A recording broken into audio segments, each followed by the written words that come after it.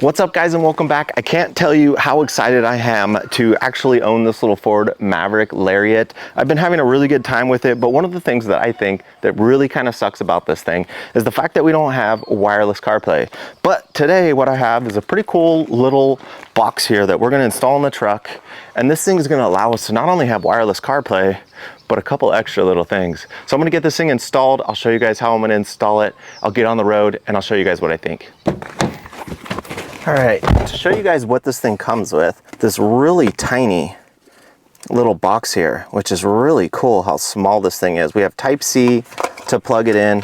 We have a short Type-C to Type-C, and then a Type-C to Type-A in case your vehicle doesn't have Type-C. I think we could get quite creative with how we install this thing, because I think it would be pretty easy to like install it under here hidden with like some double-sided tape or something like that. Let's get the phone hooked up to this thing real quick. Okay, that's cool. Now that we've plugged in, we've gotten this, basically it's asking us to continue with CarPlay. So we already have some form of CarPlay here, and we're not even connected to this thing, which is strange because we obviously don't have internet. What? Whatever you do it. That's kind of cool. I wasn't expecting this, guys. When I plugged this thing in, I kind of expected that we were going to be able to do some wireless CarPlay, not watch YouTube. YouTube takes a little bit more internet than, say, maybe Netflix, and it has Netflix on there. Like, look at that. What? So far, first impressions of this thing, for the wireless CarPlay piece, it obviously worked really, really well, which I think is cool. That once we plugged it in and we Bluetoothed it to the device, the phone to the device, it immediately knew we were trying to be on CarPlay and let us use regular Apple CarPlay, and that worked really smooth, which was cool. So far, the interface that the device has itself seems a little bit laggy, but it does allow us to watch Netflix, YouTube. It does look like we can ultimately download whatever we want through its little app store. So if you wanted to play video games or whatever, you could probably do that pretty easily.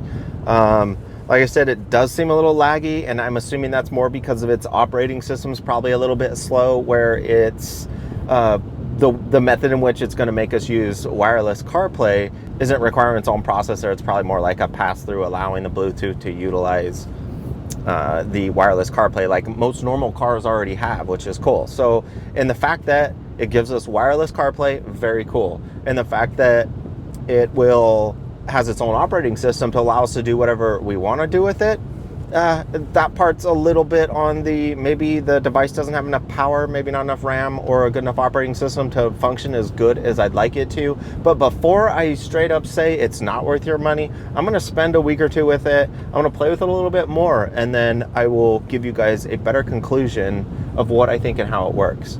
But so far, if all you're looking for is wireless CarPlay, pretty cool. So we're technically on day one, and I found by essentially turning off the Bluetooth for the vehicle's stereo, it definitely connects much better than it used to. So that kind of like annoyance of connection has changed for me. It's starting to connect to the adapter just fine, as long as it's not competing with the actual in-dash, which is cool. Something else I came across too was the fact that, as you can see now, I'm sitting here waiting for an appointment, but ultimately I did a screen mirror with this Carbit link, which is something that you got to install on your phone if you would like to use it. But if you do that, then ultimately you're able to not only look at see what's open, but you're able to sit here and stream straight from your phone to there. So now I don't have to worry about the fact that my data connection is not as fast. I'm just straight up streaming straight to it. So, and of course this worked while driving around. Like, I know I'm not recommending that you guys drive around watching Moto America, but I'm just stating that this is all a possibility and actually pretty nice. It's been about a week and a half, and I had to kind of like change my thought process on it, because when I first started using it, after I installed it, which obviously the installation process was quite easy. It was literally just plug and play. It pops up as its own internal CarPlay system, and then from there you can utilize it that way. In fact, you could also put a SD card in it, or a USB like external hard drive you could put in it, and you could just use the basic system to kind of look at files, watch videos, play your own personal music off that SD card, which I thought was actually really, really cool. But the things and problems I was having with it when I first started was I was purely impatient. So what's kind of neat about it is when you turn on your vehicle, it's going to automatically go and connect to your cell phone. But if you try and go do it all manually on your own, being impatient, trying to make it happen, it like messes it up, and then you can't get anything to talk, you can't anything to happen. And at the beginning I was like, well, this is dumb. I'm either not going to do a review on it or I am going to just not make a video at all. But I did give it that week and a half, and to my surprise, as long as you're patient with it, it works amazing. Let me show you here what it's like. When you go ahead and turn on the vehicle for the first time, it'll take a second for the actual CarPlay system itself to boot up. And once it does, as long as you're patient with it, you can look up here at the top and you just wait until your Bluetooth phone actually connects to the device. So once you see you've got Bluetooth, then it's just as simple as hitting speed play, and it's going to automatically connect to our phone, and then we're now in full wireless CarPlay for Apple, which is awesome because it works really, really well. It's really fast. It's almost as good as just straight plugging in. In addition to just having CarPlay that easily accessible, and you can see my phone isn't plugged into anything. It's just simply sitting in the charger down here. Not to say that you couldn't just go ahead and play whatever you wanted to, and the device will, you know, act just like it's CarPlay and play the song or whatever you're trying to listen to. Like you could use it in either manner, which is really, really cool that we just straight up have CarPlay, and it's wireless, and it does work really, really well. But in addition to just straight up having wireless CarPlay, you'll notice we have this little dot up here, and it's actually movable. You can go back and forth into each system. For example, right now we're back into this little device's own CarPlay system. So if you had Wi-Fi or you gave this system Wi-Fi, you could just completely solely use this on its own to do whatever you want. Now, what I've found to be even better than just doing that is to go into the settings here, go into my Wi-Fi, and I can turn on my Wi-Fi, and it's going to ask to basically disconnect my wireless CarPlay, which is fine. At that point, I can utilize my own phone's personal hotspot. It's pretty quick about just re-establishing my own personal hotspot and reconnecting. Now that I've connected to it once, it's already automatically connected to my hotspot, which I think is awesome. And then from there, I could go back to the home, and there's this application here, this CarBit link. I did initially have to install this on my phone, and it is on your phone its own additional CarPlay system. I didn't really like it on the phone, but what I did find out is cool is I can just open it up. Once it gets to this screen right now, I can drop down, go to screen mirror, click on that, and yeah, you just got to be patient and wait for it to actually happen. But it's going to screen mirror to my phone. So now I could do whatever I want with my phone.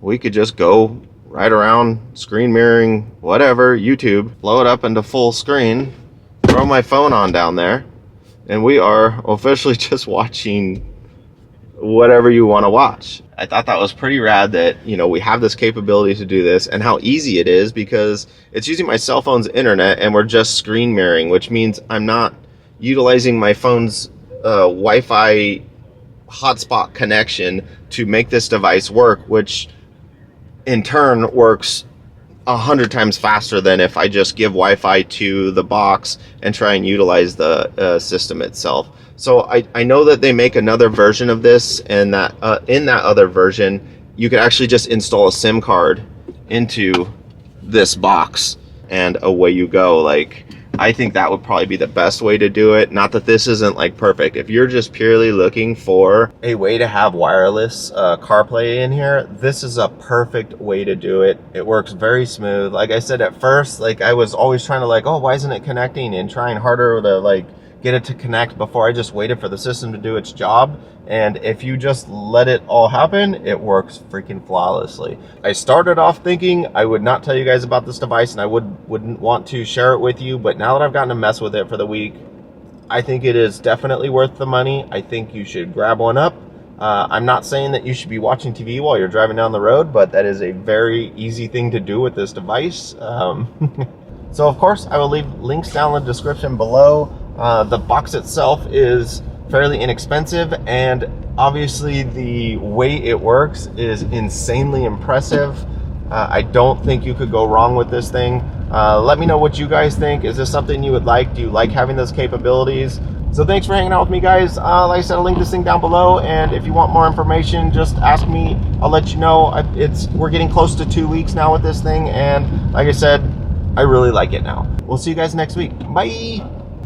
Welcome back to a fantastic day in Heidelberg.